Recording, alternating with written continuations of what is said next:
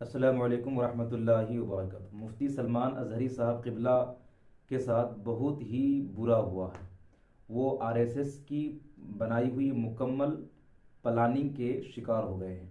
और आपको पता ही है कि उनको पासा एक्ट के तहत वडोदरा जेल में भेज दिया गया है।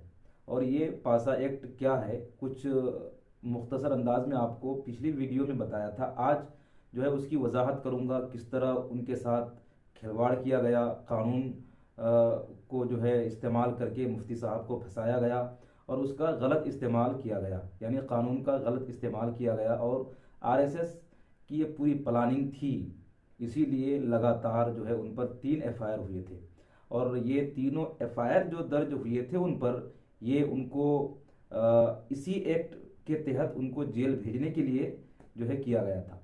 आपको पता है कि ये पासा एक्ट खास गुजरात ही में लागू होता है, यानी कि पूरे इंडिया में ये एक्ट लागू नहीं होता है। इसीलिए गुजरात में एफआईआर दर्ज किया गया था। जब गुजरात में एफआईआर पहली दर्ज हुई थी तो जहन में एक सवाल आया था कि मुफ्ती सलमान अजहरी साहब क़िबला की तकरीरें तो ऑन रिकॉर्ड होती हैं, पूरे हिंदुस्तान में जो है लोग देखे जाते हैं, उनको बुलाया जाता है, उनकी तकरीरें चल रही होती हैं, लेकिन ख़ास कर गुजरात ही में उन पर एफआईआर क्यों दर्ज किया गया। तो फिर उसके बाद जो है फिर दूसरी जगह, फिर तीसरी जगह एफआईआर दर्ज हुई। और फिर जाकर के अब जब ये पासा एक्ट लागू हुआ तब जाकर मामला समझ में आया कि ये एक्ट गुजरात ही में सिर्फ लागू होता है और दिगर स्टेट में लागू नहीं हो सकता, ख़ास उसी के लिए है। और इसीलिए वहीं पर एफआईआर दर्ज हुई थी ताकि ये एक्ट उन पर लागू करके उनको जेल भेज दिया जाए।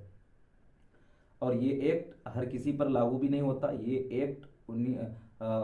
एक्ट जो बनाया गया था, इसलिए बनाया गया था उन लोगों के लिए जो गैर कानूनी तरीके से शराब नोशी और शराब की ख़रीदो फरोख्त करता है, गैर कानूनी कारोबार पर कब्ज़ा, गैर कानूनी तरीके से कारोबार करता है, गैर कानूनी तरीके से तामीराती काम को अंजाम देता है और ट्रैफिक रूल्स को तोड़ता है।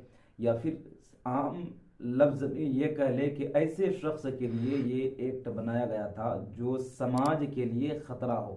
जैसा कि उस एक्ट को पढ़ेंगे तो नीचे लिखा हुआ रहेगा कि ये एक्ट उस पर लागू होता है जो डेंजरस पर्सन हो। गोया कि मुफ्ती साहब को समाज के लिए ख़तरा बता करके, डेंजरस पर्सन बता करके उन पर ये एक्ट लागू किया गया। और इस एक्ट को लागू करने के लिए उस पर 3 एफआईआर दर्ज हुए थे। इस एक्ट को लागू करने से पहले 3 एफआईआर दर्ज किया जाता है, उसके बाद फिर उसकी फाइल को कलेक्टर के पास जमा किया जाता है। कलेक्टर के पास से मंजूरी हासिल करने के बाद फिर पुलिस उसको हिरासत में ले लेती है और फिर कम से कम 3 महीने से 1 साल तक उनको हिरासत में रखा जाता है। फिर कोर्ट में सुनवाई होती है और फिर कोर्ट में जो फैसला होता है उस पर, उसके मुताबिक जो है अमल किया जाता है। तो ये सारी साजिश थी, जो है एक मुकम्मल बनाई गई थी प्लानिंग। और ये क्यों बनाई गई थी, आपको पता होगा कि 2-3 साल पहले जब यति नरसिंहानंद सरस्वती को मुफ्ती साहब ने मुबाहले का चैलेंज दिया था और इस बंदे ने जो है एक्सेप्ट नहीं किया था, तब से लेकर आज तक आरएसएस के दरमियान और कुछ इंतहा पसंद लोगों के दरमियान एक खलबली सी मच गई और उन लोगों को एहसास कमतरी हुआ, यानी कि उन लोगों को थोड़ा सा बेइज्जती महसूस हुई। और तब से आरएसएस ने एक प्लानिंग बनाई थी कि इनको किसी तरह फंसाया जाए। और वही हुआ कि मुफ्ती साहब, मुफ्ती सलमान अजहरी साहब क़िबला आरएसएस की बनाई हुई प्लानिंग की मुकम्मल जो है शिकार हो गए।